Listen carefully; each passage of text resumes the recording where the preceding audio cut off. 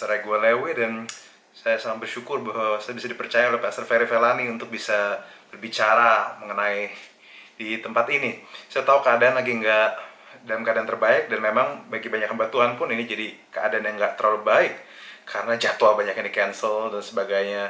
Tapi yang bikin saya excited karena GBI Citygate melakukan hal yang sejujurnya saya nggak pernah pikirkan sebelumnya, karena biasanya banyak gereja bikin pelayanan online dan sebagainya, tetapi kalian malah bikin nggak ada ibadah online, tetapi malah bikin audio yang kemudian disebarkan ke para jemaat Citygate. So I think bagi saya pribadi it's awesome, it's wonderful, dan bagi saya itu luar biasa. So kalian fokus untuk menjadi gereja, dan bagi saya itu keren banget. Pastor Ferry Filani adalah satu hamba Tuhan yang sangat saya hormatin dan sangat saya cukup dengarkan suaranya. Beliau adalah seorang pemimpin, dan bagi saya GBI Citygate pun adalah gereja yang isi pemimpin semua. Karena gereja yang isi jemaatnya banyak itu banyak, tapi gereja yang isinya banyak pemimpin itu nggak banyak. So, jangan-jangan mungkin secara jumlah mungkin GBI Citygate bukan yang terbanyak, tapi jangan-jangan secara jumlah pemimpin mungkin kalian salah satu yang terbanyak. So, I'm so glad and I'm so honored. Dan jadi gini, Pastor Ferry cuma minta saya buat bikin audio yang saya bakal disebarin ke semua rekan-rekan di Citygate. Tapi saya pikir, kenapa cuma audio? So, saya memutuskan untuk take an extra mile, dan saya bikin ini juga dalam bentuk video dan presentasi. So, ya, be glad. Dan apa yang saya bagikan hari ini bakal saya kirim dalam bentuk video, mungkin 2 video, dan dalam bentuk presentasi juga. Dan kalau misalnya saya sempat potong, saya akan kirim dalam bentuk audio juga. Kenapa? Karena saya tahu setiap orang ada yang bisa gampang dengar, nggak semua orang dengar. Ada yang bisa dengar, tapi banyak kan mungkin ada yang visual dan ada yang suka lihat presentasi. So, I think sebagai hamba Tuhan saya punya tanggung jawab, dan saya pun tergerak untuk bikin ini extra mile. So, gini, saya khotbah di mana-mana tahun ini dan tahun lalu pun, tapi jujur saya jarang saya excited ini. Karena saya ngerasa bahwa apa yang saya bagi di sini bukan cuma sekedar sermon, tapi sebuah khotbah yang mungkin jarang saya bisa bicarakan di tempat lain. Karena di tempat lain mereka mungkin hanya, tanpa bermaksud menjelekkan, banyak di antara mereka hanya diajar untuk percaya Tuhan dan tidak tahu mau ngapain, dan Tuhan yang selamatkan mereka semua. Tapi enggak semua diajarkan untuk punya langkah-langkah praktis dan punya langkah-langkah yang mumpuni. So, hari ini this is gonna be very special, bukan cuma buat GBI Citygate sendiri, tapi juga buat saya sendiri, karena apa yang saya bagikan bukan cuma sekedar sermon, tapi strategic sermon. Sesuatu yang nggak sekedar berdasar, tapi juga aplikatif. Sesuatu yang nggak cuma sekedar alkitabiah, tapi juga bisa kita laksanakan dalam kehidupan kita. Karena kita tahu di dalam hal apapun, kita perlu diajak dan kita perlu encourage diri kita dan orang sekeliling kita untuk jadi pelaku firman. So, bagi saya percaya banget all those Citygate akan diberkati. Dan kalau pun sebelumnya nggak sepenuhnya belum bisa nangkep, misalnya ada yang belum bisa nangkep apa yang saya bagiin, it's okay, bisa diulang-ulang karena ini video. So, here goes. God bless you all, and I hope you all enjoy the sermon. Oke, judul yang saya bakal share hari ini tentang crisis equals opportunity. Handoutnya bisa dibuka, dan mungkin banyak orang berpikir bahwa setiap kali dengar kata krisis kita disuruh untuk mengandalkan Tuhan dan sebagainya, which is right, itu sangat benar, dan saya sangat ajak kita sama-sama mengandalkan Tuhan. Tapi sambil kita mengandalkan Tuhan, kita juga percaya ada hal-hal yang kita bisa lakukan, ada cara pikir yang kita bisa dapatkan, ada banyak hal yang kita bisa pelajarin, dan saya percaya ini akan menjadi sesuatu yang menguatkan kita di masa depan. So, kita buka di Matius 7 ayat 24-27. Yesus bicara tentang 2 macam dasar. Nih, yang satu bicara tentang batu karang, yang satu tentang pasir. Ini yang sangat saya percaya, saudara, kalau misalnya kita semua, impian kita, pasti salah satunya adalah pengen punya rumah. Pengen punya rumah, dan makanya, tapi kita tahu bahwa rumah itu mahal. Makanya budget is everything kalau mau bangun rumah. Karena sampai detik ini, beli rumah nggak bisa pakai bahasa roh. Nah, tapi Yesus mengatakan hal sangat menarik, yaitu dia bicara tentang fondasi batu dan pasir. Gini, di mana-mana namanya batu itu lebih keras. Dan lebih lama dibikinnya, lebih mahal, dan tidak kelihatan. Lebih lama, ya yang jelas batu pengolahannya sama pasir jelas berbeda. Dan kalau misalnya makin lama diolahnya, budget pasti makin bengkak. Dan kita tahu bahwa Kalau misalnya kita lagi bangun rumah, kita juga berpacu dengan waktu. Makin panjang, makin molor waktunya, budgetnya makin bengkak. Sementara kita masih punya kebutuhan yang lain. Makan kan nggak bisa cuma makan firman. Dan kontrakan kita juga masih harus dibayar. Nggak bisa pakai minyak urapan bayarnya. Nah, tapi kenapa Yesus ngomong gini? Udah keras, lama, mahal, nggak kelihatan lagi. Kita semua kalau datang ke rumah baru, kita pasti puji rumahnya, nggak pernah lihat fondasinya. Tapi Yesus yang suruh untuk bangun. Apakah Yesus mau nyusahin murid-murid ya? Apakah Yesus orang kaya sampai mentalnya sampai mau ngeribetin orang gini? Bukan. Karena Yesus tahu badai pasti datang. Makanya mendengar perkataan Tuhan ini ujungnya untuk kebaikan kita sendiri, untuk keuntungan kita sendiri. Saya percaya bahwa firman Tuhan memang dari Tuhan, tapi untuk kita. Firman Tuhan walaupun memang kita perlu taati karena ini perkataan Tuhan, tapi kita juga tahu bahwa pada waktu kita menaati firman Tuhan, kita menjadi pelaku firman, keuntungan itu kita. Karena kita akan dihindarkan dari satu hidup yang sia-sia. Begitu banyak penginjil di luar sana menderita kesulitan, tapi hidup mereka nggak sia-sia. Dan mereka punya damai sejahtera melampaui segala akal. Bahkan beberapa penginjil yang kesusahan di zaman itu, di pelosok pedalaman, dia bilang, kalau misalnya hidup gue bisa diulang, gue melakukan hal itu lagi. Jadi hidupnya gak sia-sia. Dan juga kita dihindarkan dari ekspektasi yang sia-sia. Banyak orang punya ekspektasi, begitu terima Yesus, kita pasti akan selalu aman. Tapi faktanya, Yesus Kristus sendiri bilang, badai pasti datang kok. So, kenapa? Karena hujan badai adalah hujan yang akan selalu ada tiap tahun, tiap momen. Dia tidak perlu diundang. Kenapa? Karena dia pasti datang. Dia tidak akan permisi, dia tidak akan ketuk pintu, dan dia fondasi batu dan fondasi pasir pasti akan dihajarnya. So, bagi saya, ini yang Yesus bayangkan. Bayangkan kalau misalnya yang fondasi pasir itu kena badai, pasti berantakan. Tapi gini, bisa nggak yang fondasi dari pasir dikasih mujizat? Bisa aja, bisa banget. Bisa nggak dia bangkit kembali? Bisa. Tapi semua kegiatannya dia harus stop dulu. Tapi yang di atas batu, dia akan tetap bertahan. Dia akan tetap kuat. Dan orang-orang akan berdecak kagum. Karena gini, orang selalu kagum bisa mendapat mujizat. Tapi orang lebih kagum sama orang yang bisa bertahan di dalam kesesakan, bertahan dalam badai. Coba bayangkan ada dua orang sama umurnya 80 tahun, satu sakit-sakitan mau mati, satu sehat-sehat aja. Yang satu sakit-sakitan mau mati, tiba-tiba dapat mujizat, dia hidup kembali. Yang satu sehat-sehat aja, makan yang sehat dan dia jadi kuat. Yang dapat mujizat dikagumin orang nggak? Pasti dikagumin. Tetapi ada satu yang bukan cuma memang dikagumin orang, tapi bikin orang terinspirasi, yaitu yang sudah umur 80 masih tetap sehat, jalannya masih kuat. Mungkin yang dapat mujizat dikagumin orang, tapi yang tetap bertahan menginspirasi orang. Ini yang saya percaya bagi teman-teman yang dari Citygate yang mendengar ini. Saat kau jatuh, pasti ada mujizat untukmu. Tapi kamu sebenarnya dipanggil untuk bertahan dan berdiri teguh, sama seperti yang dibangun di atas batu. Aman sejauh ini? Karena ini yang saya share, karena saya percaya apa yang saya share bisa membuat kita bertahan di atas batu walaupun ada badai sekalipun. Karena sekali lagi, saat saya ngomong badai, saya nggak pernah bahas tentang virus corona dan sebagainya, karena ini yang saya bahas tentang badai. Satu, bukan badai yang kita alamin, ini bukan yang pertama dan bukan yang terakhir, ya. Karena saya mau kasih tahu bahwa apa yang kita alami sekarang juga pernah dialami orang-orang zaman dulu. Bahkan dalam skala yang besar juga, dan yang nggak kalah besar, bahkan lebih besar lagi. Bahkan dalam hidup kita ada 4 badai, ukuran badai yang kita akan hadapin cepat atau lambat. Satu namanya badai lokal, itu badai yang kita alamin sendiri, baik secara keuangan, terus bisa diputus pekerjaan, diputusin pacar, ditinggal pas lagi sayang-sayangnya, mungkin perceraian. Itu badai lokal yang beberapa, nggak semua kita bakal hadapin, tapi beberapa di antaranya kita akan alamin. Mungkin difitnah di pekerjaannya, itu badai lokal. Yang kedua, ada namanya badai regional, badai mungkin keluarga kita hadapin. Badai ini mungkin seperti, mungkin ada satu yang meninggal, mungkin rumah tangga pecah, bisa juga, atau mungkin yang badai literal sense, Jakarta sekitar bulan Januari dihantam badai sampai akhirnya banjir satu region.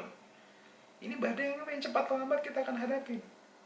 Walaupun mungkin bukan banjir, tapi bisa jadi badai lain. Karena badai akan selalu ada. Yang ketiga, badai nasional. Mungkin tahun 98, tahun 2008 ada krisis moneter.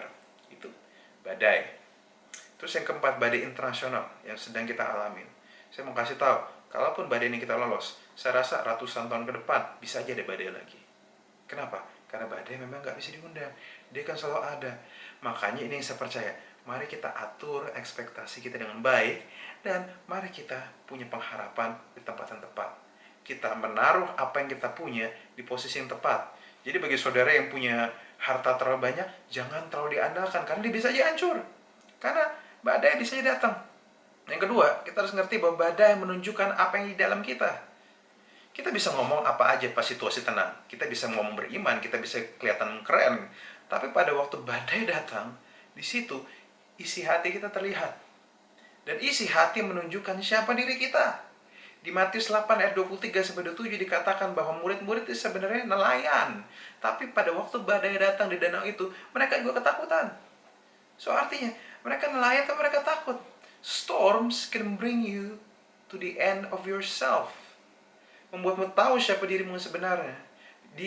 Saudara tahu nggak, pada waktu badai ini udah ketahuan siapa yang suka curi-curi keuntungan, yang ngerugiin orang, siapa yang cuek, siapa yang peduli, siapa yang kesulitan, siapa yang bisnisnya hancur. Kita udah kelihatan semua.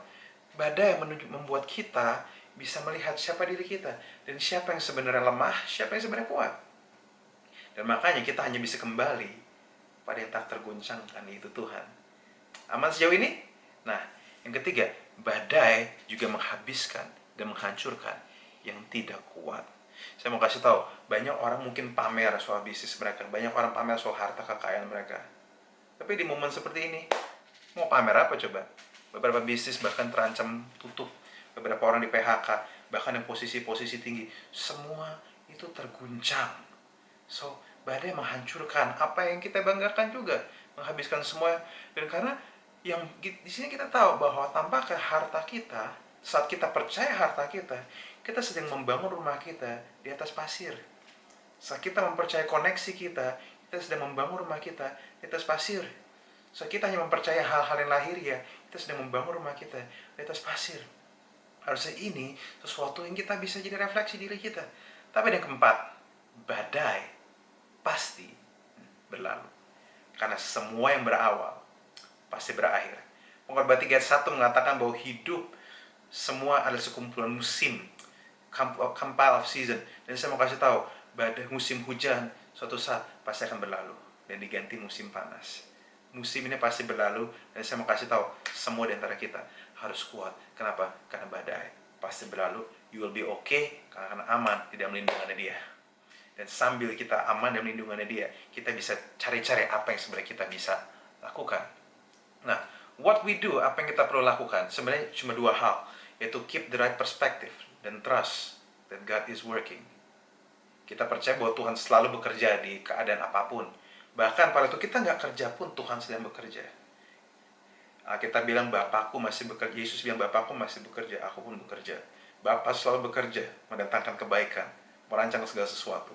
Dan sambil kita mempercayai apa yang Dia sedang rancang, kita bisa memilih untuk melakukan hal benar, keeping the right perspective. Dan ini yang saya mau share, ada satu timeless right perspective, ada satu perspektif baik yang dampaknya bisa timeless, yang bisa tidak lekang dimakan waktu. Dan perspektif ini bisa membawa kita ke tempat lebih tinggi. Perspektif ini bisa membuat kita jadi dampak lebih. Perspektif ini bisa membuat kita menjadi anak Tuhan yang bukan cuma sekedar ngomong, tapi jadi pelaku. Yaitu crisis can be an opportunity. Tahu nggak saudara bahwa di dalam setiap badai ada aja orang yang bisa ambil peluang darinya. Nope, saya nggak bahas tentang masker, saya nggak bahas tentang APD yang dimahalin, tapi saya membahas tentang sebuah cara pandang yang berbeda pada saat krisis hadir. Karena gini, saya tahu kalau di momen-momen gini orang merasa tidak berdaya, orang butuh dihibur, merasa lemah, hanya bisa mengandalkan Tuhan. Tapi saya juga tahu ada beberapa orang yang ambil peluang ini sehingga bikin delivery masak dari rumahnya dan masih bisa dapat penghasilan dari sini. Karena ini yang saya percaya. When you believe right, you can live right. Dan saya harus jujur, nggak semua orang terlatih untuk lihat dari sudut pandang ini. Yang bisa lihat dari sudut ini pun perlu melatih diri untuk tetap biasa fokus melihat sudut pandang ini. Saya nggak bahas ini semua di semua gereja, tapi saya percaya bahwa GBI City Gate adalah sebuah gereja yang luar biasa. So, saya memilih untuk memberitakan ini, this strategic sermon. Nah, ini yang beberapa fakta yang saudara perlu tahu. Saudara tahu nggak bahwa sambil krisis menjatuhkan begitu banyak hal, tapi juga jadi batu loncatan untuk begitu banyak hal. Disney, Burger King, Uber, Airbnb, CNN, Goldman Sachs, perusahaan-perusahaan itu adalah perusahaan merek dagang yang kita sering lihat di mana-mana. Dan mereka punya satu kesamaan. Mereka lahir di saat krisis. Bagi banyak orang yang udah di atas, krisis menjatuhkan mereka kembali ke bawah. Tapi bagi banyak orang-orang yang ada di bawah, krisis adalah kesempatan mereka pakai untuk naik ke atas. Karena yang mereka tahu, yang udah di bawah pasti akan naik lagi. Dan mereka tinggal ikut ombak aja. Nih, ini sekedar ilustrasi untuk membantu saudara semua. Saya ingat, saya pernah ada di satu gedung mall. Dan saya ingat saya pengen naik ke atas, tapi saya salah lihat tanda dan akhirnya saya terpaksa turun. Saudara pernah kayak gini? Maunya naik, tapi gagal saya lihat tanda jadi turun. Masalahnya pas turun, tiap lantai berhenti. Kan jadi lama kan maksudnya kan, kayak apaan sih? Tiap lantai berhenti, dan ada aja yang turun. Nah, mending pas turun, jalannya cepet. Ini pas mereka turun, jalannya lelet. Dan tiba-tiba ada yang, sorry ya, saya bilang agak blow on, bilang, oh udah UG ya mas, maaf saya turun di sini. Udah mau ditutup, dia baru keluar. Kan ngabisin waktu, bikin saya harus sabar.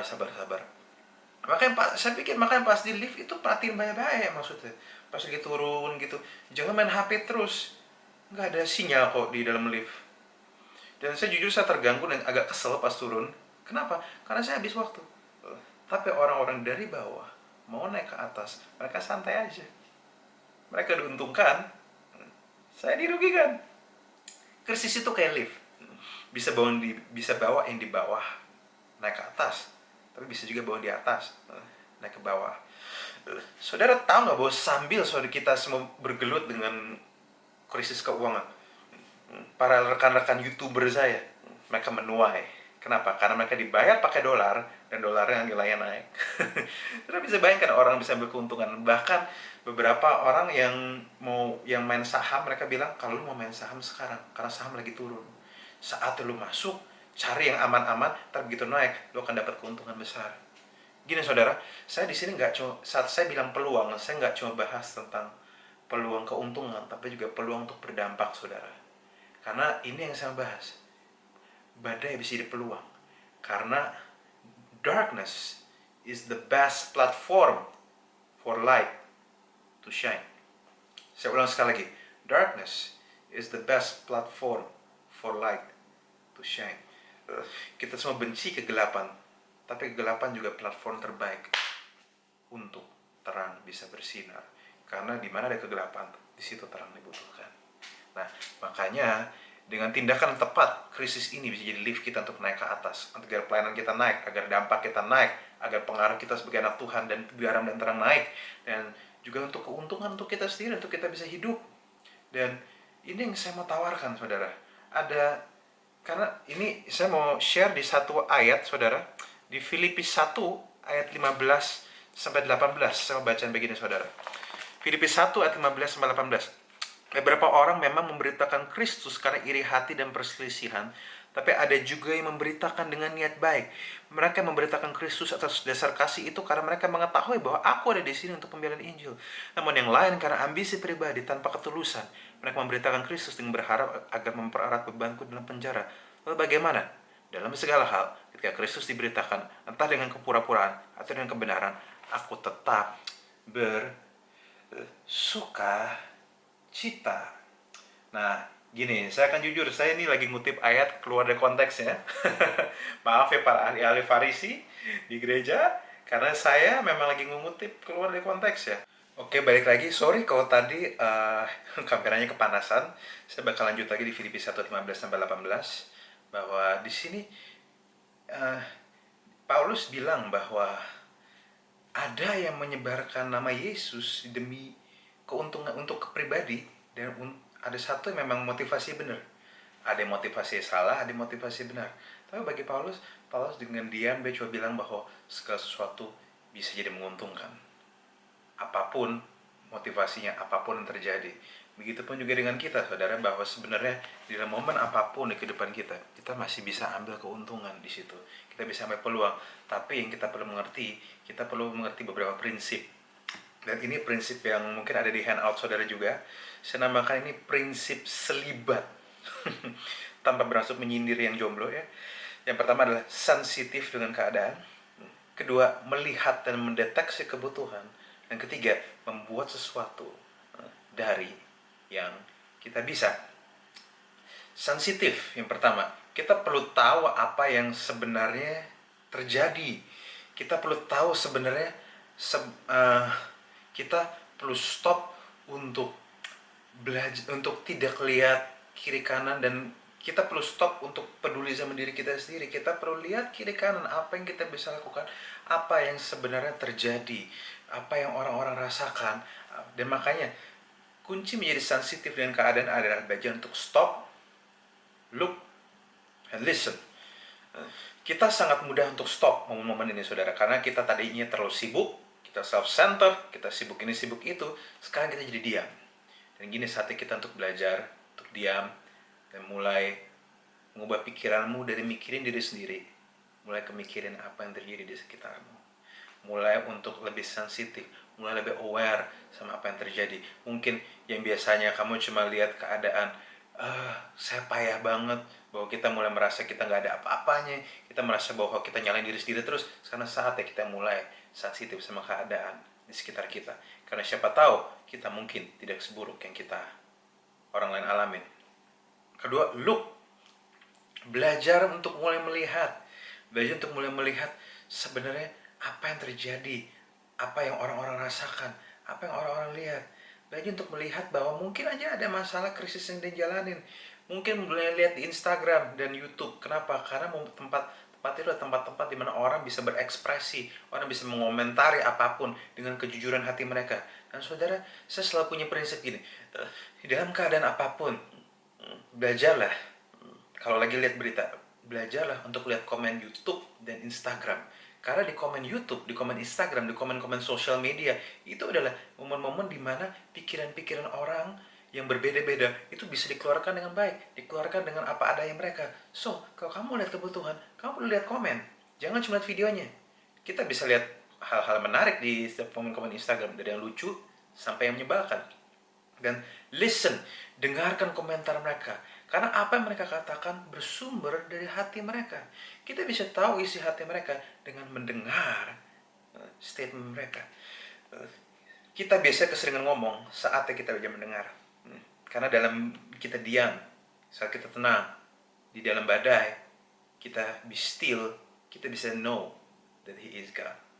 Dalam badai kita perlu be still and know that He is God. Karena saat kita diam, yang tadinya kita ngomong, jadi nggak mau mendengar. Hanya lewat diam dan menyimak, kamu bisa mulai merasakan pimpinan Tuhan dalam hidupmu. Kamu bisa mulai merasakan suara Tuhan di hidupmu. Karena kuncinya harus, we have to know the question, saudara. Kita perlu know the question. Kenapa? Karena kita perlu belajar untuk berusaha melihat yang benar, melihat dengan perspektif yang tepat, saudara. Daripada kita lihat masalah kita sendiri, kita belajar untuk lihat apakah ada kesempatan di situ. Karena firman Tuhan bilang, jika matamu terang-teranglah seluruh hidupmu. Jadi mata kita harus terang, supaya seluruh hidup kita bisa terang. Yang kedua, melihat apa yang orang butuhkan. Nah, ini kebutuhan manusia. Saya salah satu hamba Tuhan yang percaya bahwa manusia itu terbagi 3, saudara. Trikotomi lah, kalau istilah teologinya. Tubuh, jiwa, dan roh. Dan di setiap 3 bagian ini masing-masing ada 3 bagian yang tidak terpisahkan juga. Tubuh itu ada, saudara bisa lihat di handout, ada daging, tulang, dan darah. Jiwa ada pikiran, perasaan, dan kehendak. Roh punya intuisi, komunikasi, dan hati nurani. Saudara bisa bayangkan nggak, saat krisis ini datang, ini tiga-tiganya ini kehantam semua, saudara. Daging, tulang, dan darah. Beberapa orang jadi harus kehilangan mangkok makan mereka. Bahkan kehilangan mata pencarian mereka. Kehilangan, mereka nggak tahu makan apa. Dan mereka nggak bisa keluar. Harus gimana? Jiwa, pikiran mereka pasti kacau, saudara. Perasaan mereka pasti bingung. Kehendak mereka mau melakukan sesuatu tapi mereka nggak tahu mau ngapain. Orang mereka, intuisi mereka pasti kacau. Komunikasi mereka dengan Tuhan dan sesama, kita juga nggak tahu. Memang mereka bisa komunikasi di dalam keluarga mereka, tapi banyak di antara mereka nggak, susah komunikasi. Apalagi yang jomblo-jomblo, mau pelukan sama pacar aja nggak bisa. Nah, dan juga ada hati nurani. Saya yakin pada waktu kita bisa, pada waktu momen-momen ini, kita bisa lihat, mendeteksi kebutuhan, belajar mendeteksi kebutuhan dengan cara melihat 3 panduan ini, 3x3 ini. Di momen krisis, kebutuhan itu pasti muncul, baik itu fisik maupun rohani. Orang nggak bisa keluar, dia butuh makan. Ya, kita harus lihat kebutuhannya apa. Karena gini, saat rumah dihantam, selalu akan muncul problem, saudara. Problem itu yang kita harus cari. Point the problem. Be aware of today's problem. Kenapa? Karena begitu kita tahu problemnya, kita bisa nomor 3, membuat sesuatu dari yang kita bisa. Kenapa bisa bilang kayak gitu, saudara? Kenapa justru ini jadi momen kita untuk melakukan sesuatu? Kenapa ini jadi momen kita untuk jadi problem solver? Simple, karena uang dan dampak ada di balik problem. Uang pindah dari tangan orang ke tangan saudara karena saudara selesaikan problem dia. Jika saya seorang supir Grab, uang pindah dari tangan dari tangan klien saya ke saya karena saya selesaikan masalah dia. Saya pindah, saya bantu dia anterin sampai ke rumahnya dia atau ke tujuannya dia. Dan pelayanan berhasil pun karena ada pelayanan yang mengetahui, bisa mendeteksi kebutuhan. Makanya segala pelayanan mereka yang mereka lakukan, servis mereka, semua sesuai dengan kebutuhan. Maka ada gereja-gereja yang begitu berdampak. Kenapa? Karena kurikulumnya, visinya, tampilannya, semua sesuai kebutuhan. Segala usaha di dunia akan terus berjalan selama itu menyelesaikan problem. Saat problem saat problemnya berkurang, maka usaha itu bisa terguncang.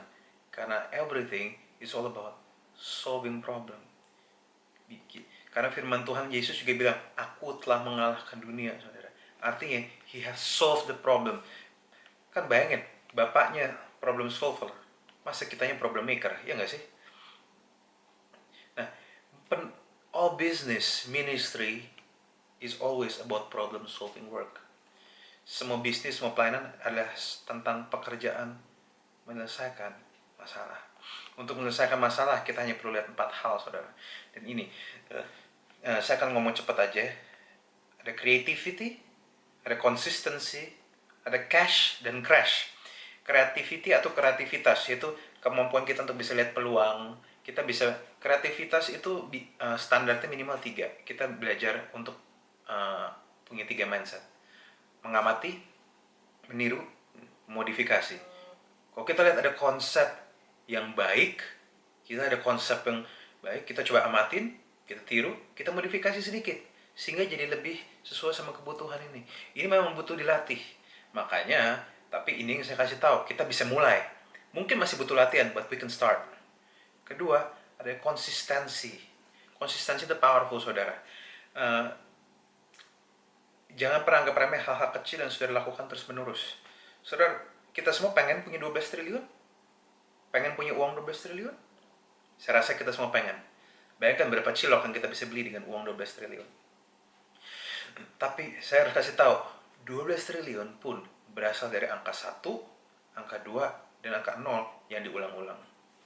Karena dia diulang-ulang terus, jadilah 12 triliun.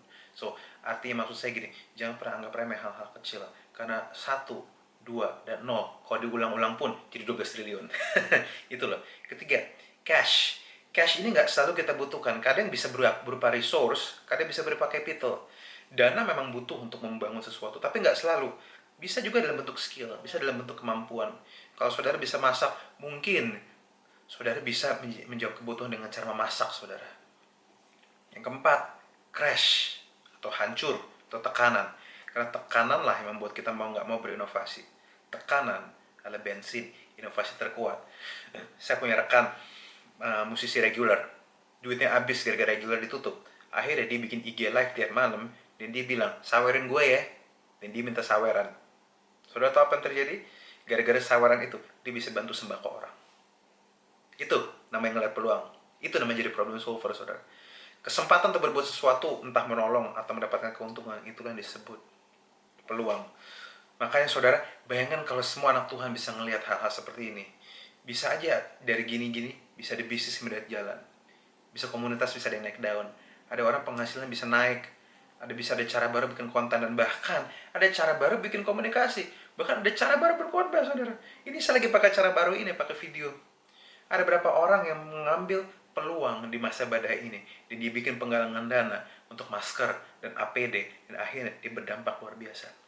Kenapa? Karena mereka melihat peluang untuk bisa menolong orang. Kenapa saya bahas seperti ini, saudara? Karena satu alasan, kita memang harus berdoa.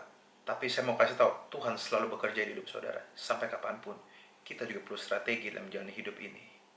Dan ini yang kita bisa lakukan, saudara. Karena ada satu cerita yang menarik, saudara, bahwa pressure elevates value. Karena tekanan itu menaikkan nilai. Saya akan share satu cerita yang saya alamin sendiri. Pada waktu itu setahun lalu, saya sama calon istri saya kita lagi makan di restoran Sunda ya. Kan kebetulan giliran dia yang bayar, kan emansipasi wanita. Waktu itu juga saya lagi agak mepet, jadi kebetulan bagian dia yang bayar. Kemudian pada waktu saya masuk mobil, tiba-tiba dia masuk mobil dengan banting pintu dengan keras. Tiba-tiba dia ngomong, "Heh, kamu tahu nggak?" Waduh, kalau perempuan udah ngomong gitu kan udah ngeri kan ya. Dia bilang gini, "Kamu tahu nggak, jus jeruk kamu itu puluhan ribu harganya, lebih mahal daripada ayam nih." Saya bingung, kok bisa mahal gitu ya? Merasa bersalah saya kan. Dan dia ngomong, "Kamu tahu nggak, kalau misal dengan harga segini udah dapat jeruk sekilo lebih." Tahu nggak poin saya apa dengan cerita ini? Lucu ya? Tampaknya jus jeruk lebih mahal daripada buah jeruknya.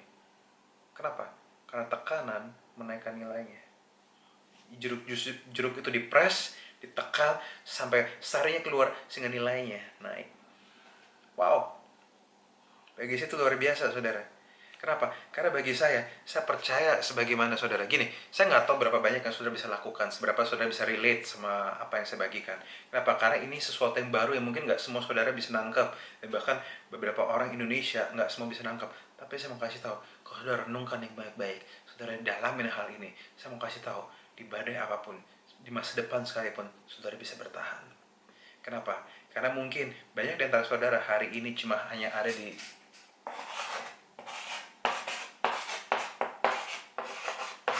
saudara hanya bertahan di, sorry ya, survival mode. Nggak, sorry kalau misalnya agak belok gitu, angkanya terbalik. Survival mode, saudara. Atau beberapa di antara saudara hanya bisa yang penting, udah nggak kepikiran untuk selamatin apa, yang penting berdoa. Saya tahu banyak di antara saudara agak dalam keadaan hal itu. Dan mungkin momen ini pun saudara masih bisa hanya ada di survival mode. Yang penting selamat hari ke hari. Tapi saya mau kasih tahu, Tuhan mau dia mempersiapkan saudara untuk naik. Ya mungkin kalau saudara bisa mengerti hal ini, saudara bisa lihat kebutuhan. Next badai datang, saudara akan naik ke level sukses.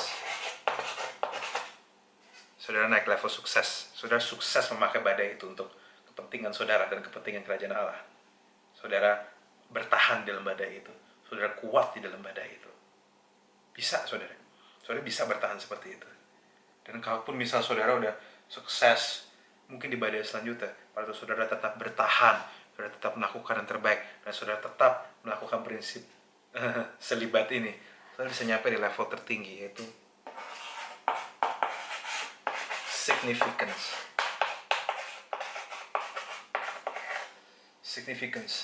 Saudara nggak cuma sekedar bertahan, saudara nggak sekedar cari keuntungan, tapi saudara juga berdampak bagi sekeliling saudara. Saudara juga punya dampak yang luar biasa. Saudara punya dampak yang bahkan sampai orang-orang bisa berdecak kagum. Bahkan dunia entrepreneur pun bisa mengagumi saudara. Karena saudara bisa ambil keuntungan di balik badai sekalipun. Saudara bisa lihat peluang di balik badai sekalipun. Ini mimpi saya untuk anak-anak Tuhan yang saya didik, saudara. Agar dia bisa lihat peluang dalam badai. Biar mereka bisa atur ekspektasi mereka. Bahwa kalau ikut Yesus pasti nggak ada badai. No, Yesus yang bilang bakal ada badai kok. Tapi mereka bisa atur ekspektasi mereka. Dan mereka bisa mengatur hati mereka. Dan akhirnya mereka bisa tahu bahwa badai pasti datang. Tapi tergantung, gue bisa ambil peluang dari sini atau enggak. Dan bagi saudara yang terakhir, jika saudara mau, saudara bisa buka di Proverbs 3 ayat 21-26, Amsal 3 ayat 21-26. Saya akan bacain in the message, saudara. Saudara bisa bacain. Dear friend, guard clear thinking and common sense with your life. Don't for a minute lose sight of them. They'll keep your soul alive and well. They'll keep you fit and attractive. You'll travel safely. You'll neither tire nor trip. You'll take afternoon naps without a worry. You'll enjoy a good night's sleep. No need to panic over alarms or surprises, or a prediction that doomsday is just around the corner. Because God will be right there with you. He'll keep you safe and sound. Sambil saudara lakukan yang terbaik. Sambil kita percaya bahwa Tuhan menyertai kita. Kita juga harus atur ekspektasi bahwa badai akan selalu ada. Tapi saat kita bisa lihat badai itu dengan perspektif yang jelas, dengan perspektif terang, kita bisa dapatkan peluang dari situ. Bukan cuma peluang untuk kebutuhan kita, tapi juga peluang untuk menjadi dampak di negara yang kita kasihi ini. Saya berdoa bagi saudara, saya harap ini menguatkan, saya harap ini blow your mind, dan bisa membuatmu melihat bahwa kita ini partner kerjanya Tuhan, dan Tuhan mempercayai kita. Let's pray. Bapa dalam surga, terima kasih atas hari ini. Thank you. Kau tahu, berbicaralah di dalam momen-momen ini. Berbicaralah pada kami semua. Thank you, kau mempercayai kami, Tuhan. Kami tahu, Tuhan, bahwa ini gak mudah. Banyak hal gak mudah. Dan kalaupun kami lolos dari badai ini pun, maka masih akan ada badai lagi. Tapi kami mau atur ekspektasi kami, dan kami mau dapat keuntungan dari itu semua. Kami akan menjadikan itu kekuatan kami, Tuhan. Karena Engkau bersama kami. Karena kami anak-Mu. Thank you. Di dalam nama Yesus. Amin. God bless you all. Take care. All the best. What can wash away